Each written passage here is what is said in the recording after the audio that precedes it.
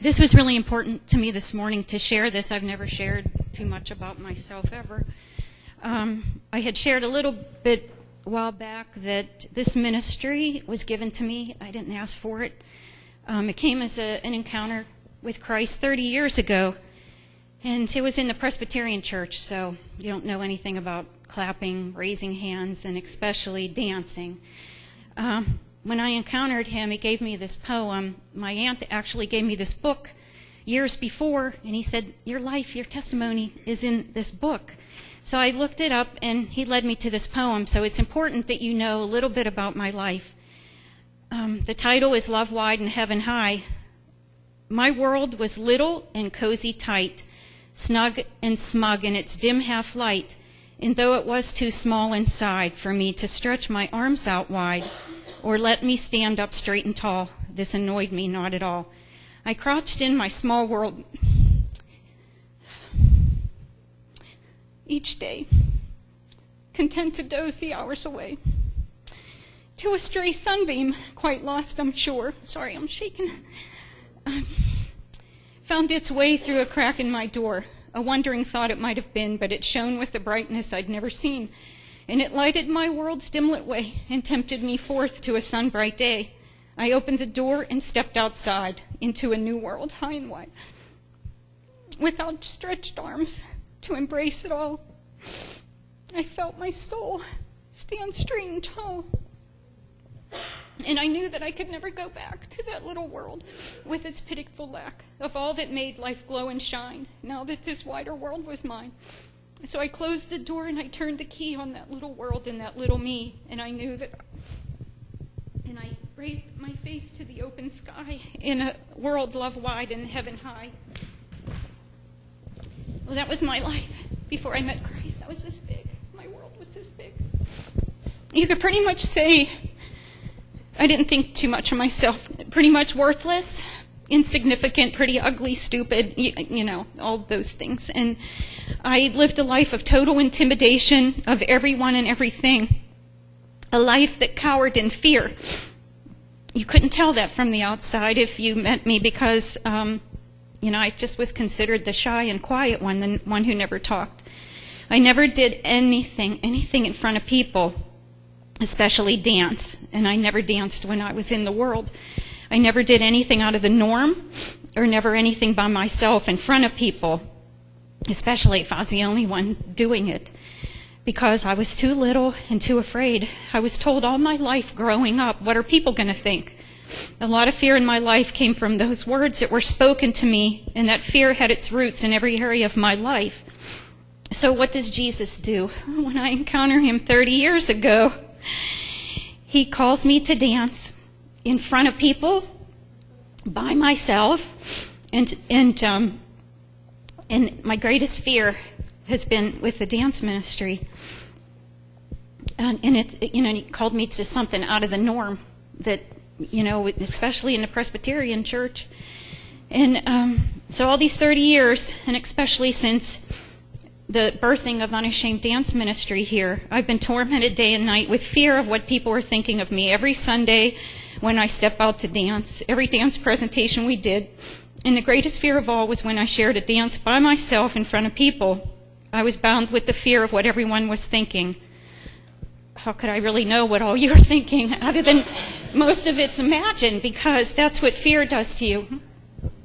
And maybe some of you were thinking that. I don't know. But and so all I can tell you, it was pretty unrelenting torment. And I would see other people all the time doing ministry, and I would just think, I don't know how do they do that?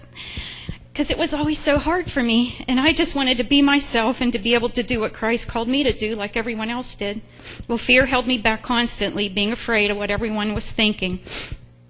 And when I danced by myself, a lot of times I'd feel something rising up in me.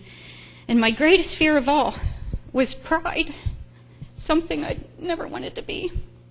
Because I never wanted anyone to think that I'm anything, and especially because I danced. I'm nothing apart from Christ. Well, Satan had me bound with the fear of pride to keep me cowering in fear, and to always want to shrink back every time I stepped out on a Sunday morning when the Spirit told me to go. or dance by myself in obedience to every dance the Holy Spirit gave me. And I've been faithful to him all these 30 years with this gift he gave me. And I've done everything in obedience to what he's asked me of this dance ministry. From Easter on until my last dance, and the little bit of testimony I gave, the torment became unbearable and I couldn't take it anymore, and I had to come away from here. I went alone to be with God, and I wasn't sure I was ever going to dance again or come back here. I struggled to understand what I was feeling and doing, and I knew that no one could help me, not pastor, my husband, friends, no one but God. I went to the secret place. He told me I was under the shadow of his wings and nothing would come near me there. Jesus took me to a middle of a storm, and it was raging all around me, and he showed me he was the shelter in the storm, and it was calm there with him. And he said he'd calm the storm. He told me I'd be fearless, and while I was there, he gave me this dance that I'm going to present today. And he told me to wear this garment because I have the victory, and I'm covered in the blood. And he showed me the curse was broken at Calvary. So I knew that I'd come back here. So I knew if I came back, I wasn't too sure then, but I knew that I was going to come back with a boldness and a confidence I'd never had before, because the complete opposite is someone who was so small and cowered in fear. And I thought if you're bold and confident, then that was pride. And I just knew I'd do this dance one day. It was beautiful there, but he doesn't let us stay there in that experience, because it's to be remembered the next time. So things began to get worse. The torment was relentless. My only escape was to go on my horse and be alone with her. The Holy Spirit taught me a lot of things this year about my relationship with my horse is a lot like my relationship with Christ, except I'm the horse and he's the rider. The day before a ride with Lynn, God told me, get out of that pit. I was like, what? I don't know. What's a pit? What's a pit? Well, I knew there was a book that was titled that, but I didn't go get it because I figured, why should I? I have the book. The day of the ride, we just stepped down into this grassy area, and I couldn't see what was underneath.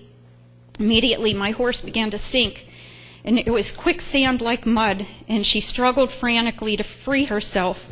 The more she struggled, the deeper she sunk, and I rode it out, staying on her back until she sunk so deep she got completely stuck. All she could do was lay down, stuck in the mud. Only then could I climb off of her, but I didn't sink. I was on solid ground somehow, and I never let her go. And I pulled the reins over her head and stretched them as far as they could go, and I called to her. She looked at me, and from 8 years of owning this horse, she's learned to trust me as her rider, because we've gone through a lot of stuff together. She mustered the strength and came to me until she got secure footing on solid ground where I was. Every step she,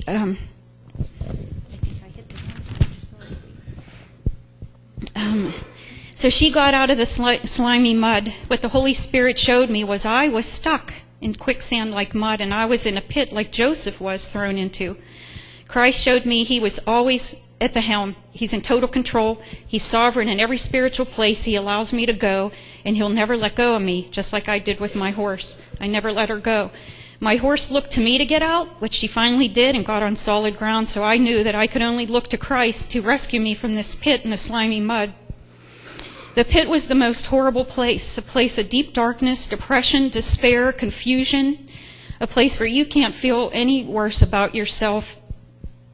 And it's so unrelenting day and night, given over completely to even take you so deep that you think you're going to die there and you're going crazy. I cried out to Jesus to rescue me. Psalm 40, 1-3. I waited patiently and expectantly for the Lord, and he inclined to me, and he heard my cry.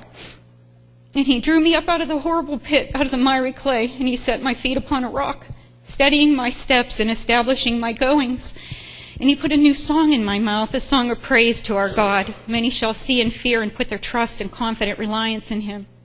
All I could do was wait on him, and I trusted that he was going to, because he said he would, and because my horse got out, I was getting out. The only thing I could hold on in those dark days was remembering his faithfulness to me all these years. And he said to me 30 years ago, I'll never leave you nor forsake you. And I knew he was with me in the pit. I made him my refuge, and he's my help. And he's brought me through so many other things. Every step I took to come back to church was torment, and every step I took to pick up the banner again and to dance was a little step of faith, and with every step I found victory, and the root of fear was being severed, and I was being set free, and I danced in a freedom that I've never known before. If it had not been knowing that people were praying for me, my husband's patience, and if Pastor had not been there listening to my emails in the darkest days in the pit, I didn't really know if I was going to make it sometimes. Today is my last and final step out of the pit, because this was the greatest fear of all when I danced by myself. And all I've known with this dance ministry has been fear. So today, the last root of fear is being cut, because the Holy Spirit showed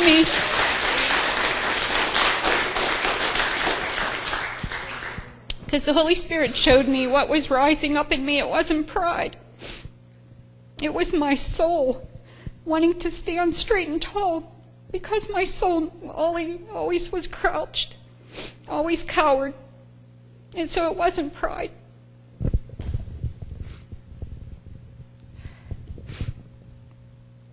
So, I can't see. So for the first time in 30 years, I'm getting to be me. That's all I've wanted to do, was just be me. I was never allowed. And I'm just going to do what I've been created to do, to worship Jesus, unashamed, and now unafraid, to pour out on him lavishing, extravagant worship. And I'm not going to be afraid of what anyone thinks about it. And, because he took something so ugly and so worthless, so insignificant, and he made my life so beautiful. And he gave me a freedom that I can now stretch my arms and I can dance. Because I lived like this all my life.